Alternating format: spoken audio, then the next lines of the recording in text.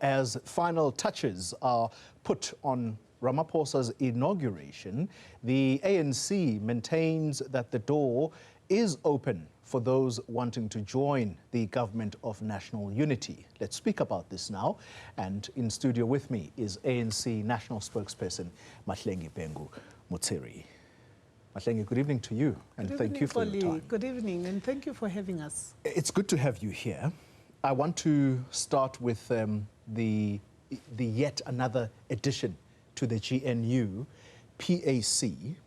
Talk to us about when it is that they decided to join the GNU, and is all of this effort to make sure that indeed the GNU is representative of the political sphere in South Africa? I think that the Pan-Africanist Congress of Azania, having joined the GNU, is significant in this respect, that demonstrates that South Africa is working very hard towards non-racialism. And I think it's significant in that the PAC has always had a role to play in the landscape, political landscape of our country. But it also defies the myth that this is an ANC-DA coalition. And so as the African National Congress, we welcome that. Yeah. Is there pressure on the ANC in particular to almost show a picture of a GNU that does include the so-called progressive forces of change or progressive forces of the left? Is there such pressure on you? Absolutely not. Absolutely not. And I mean, you'll have to characterize what constitutes the left, by the way, Xoli. Because the ANC is the left in this country. And there are a number of few parties that are smaller, you know, in shape and form, but that adhere to left-wing or left-leaning policies. But it can't be more lefter than the ANC. The reason I'm pressing on this is because your ally, the South African Communist Party, its secretary in the Western Cape, Benson Ngqentsu, he says today, in a very short statement, and I quote, "A rupture is imminent within the body politic of the ANC and the broader alliance if a review of this GNU is not carried out."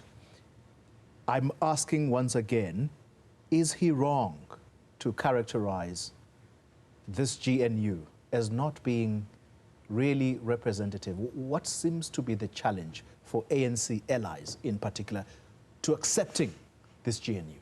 Well, you know, the ANC allies have been widely consulted. Even this afternoon, the Secretary General has been addressing the COSATU senior meeting. So there is no such a thing as what is purported by the provincial leader of the party in the Western Cape. He is well advised to really consult with his national leadership. We don't have a situation in the tripartite alliance, which is consisting of the Communist Party, COSATU, and SANCO. We don't have a culture where leaders in the lower levels just speak of tangent. So you're speaking out of turn? It's not part of our culture.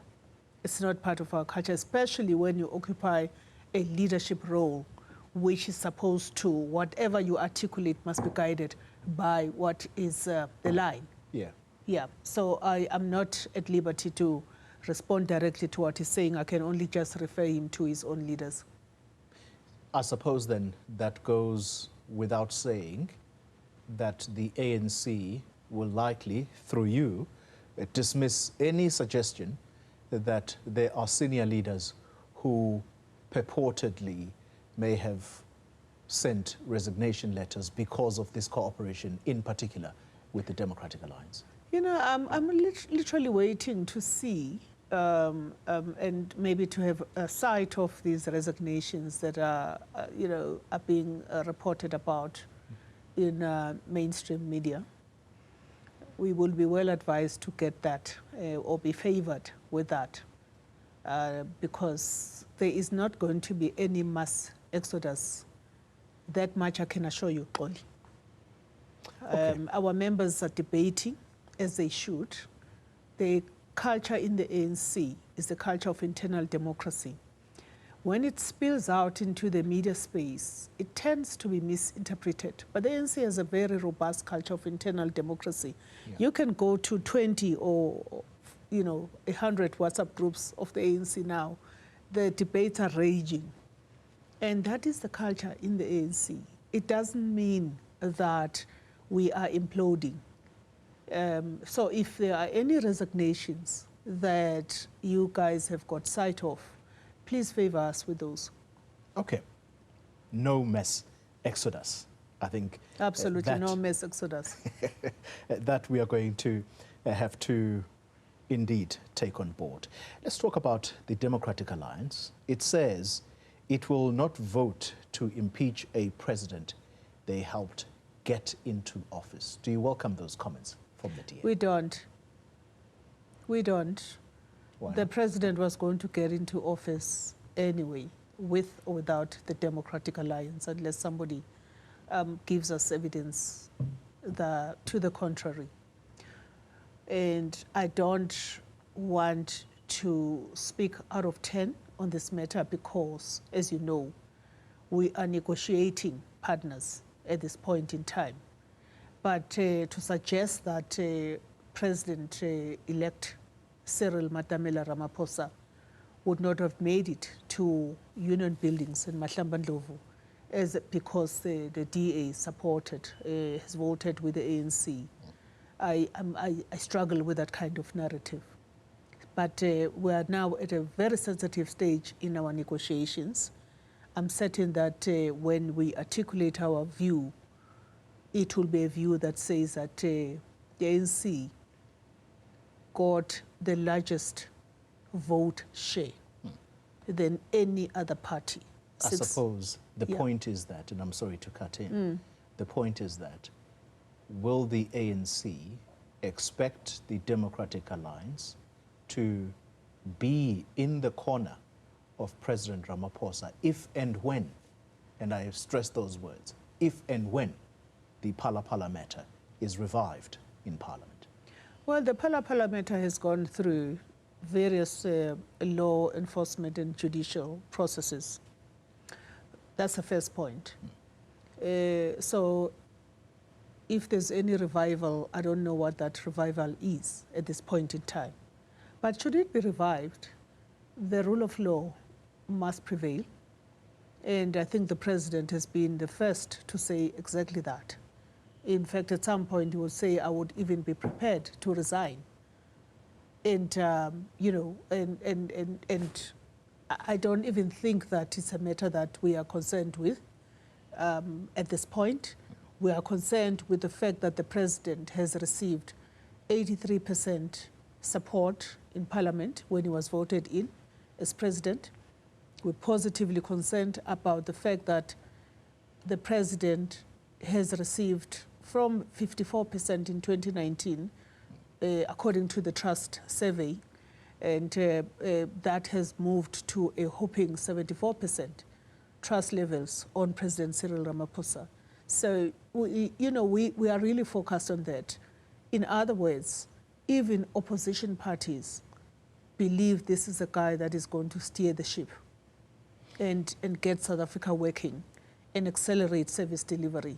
So there is less concern about the matter of Phala because it's not a matter that has been swept under the carpet. It's a matter that has gone through the courts, has gone through judicial institutions.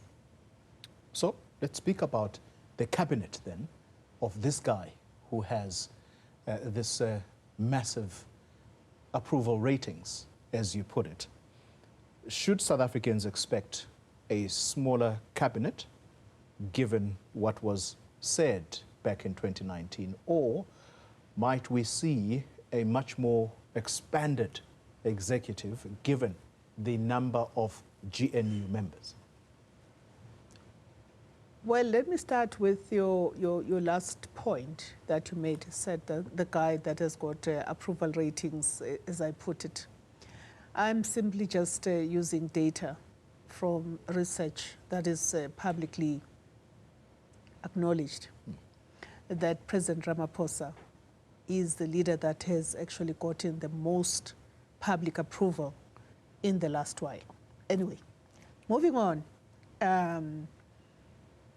The configuration of cabinet is going to be important, not so much for the purposes of accommodating parties, because I think all of the parties that have signed the statement of intent are all saying the same thing about the need to make the country work and the need to be as efficient as we can be.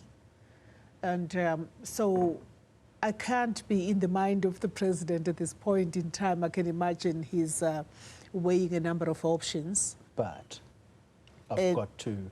Yeah, let me just say this point, Xoli, that the most important thing is going to be, once you get into a government of national unity, it is important that you take decisions upon consulting, and you take decisions as per your prerogative as the president, because ultimately it is still the prerogative of the president to constitute the national executive.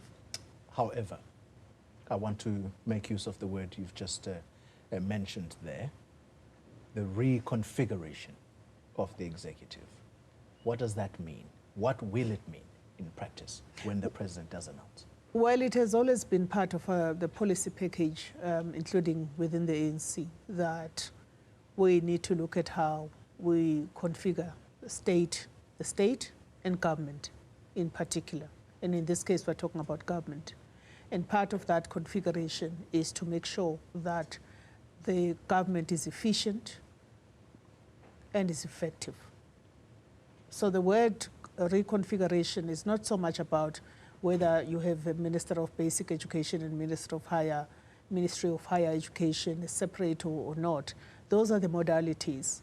The principle is that we need to have an effective and efficient state. And I won't call it mean and lean as what you are angling for.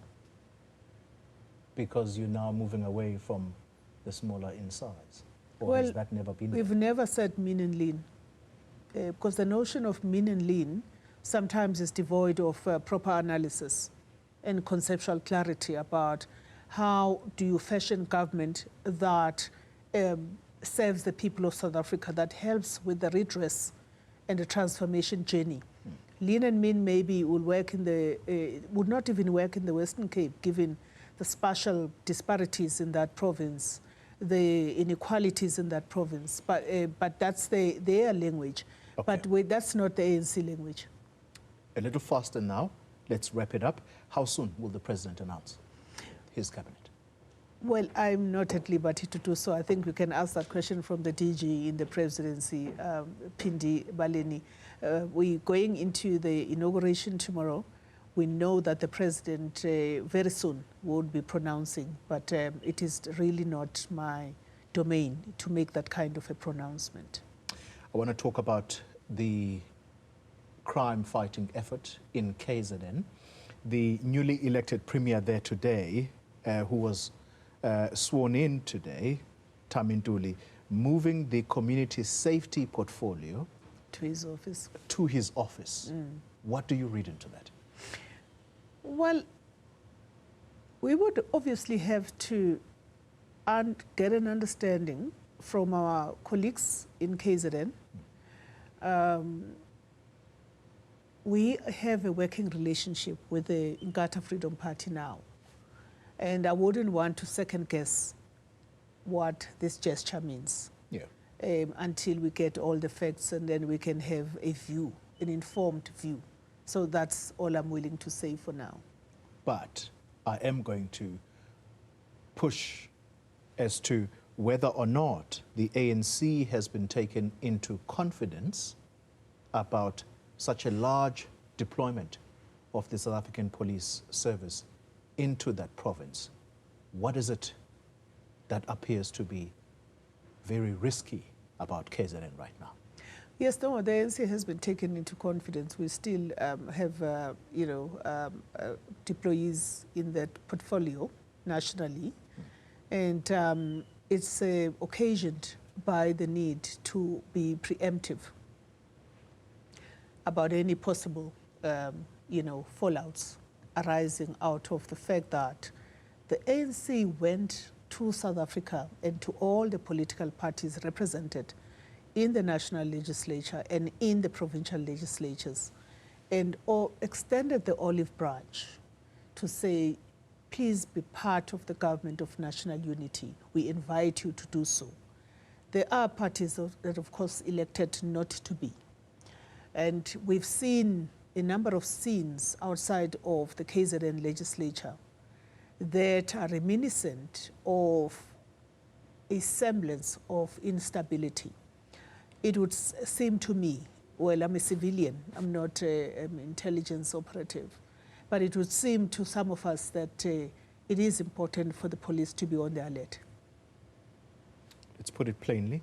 Is there a risk of violence erupting in KZN on the back of the announcement of the provincial cabinet there today? I think that question is best posed to Minister Bhengu-Motsiri. I'll be overreaching, really. Yeah. But safe to say that the ANC is briefed about a potential eruption of violence?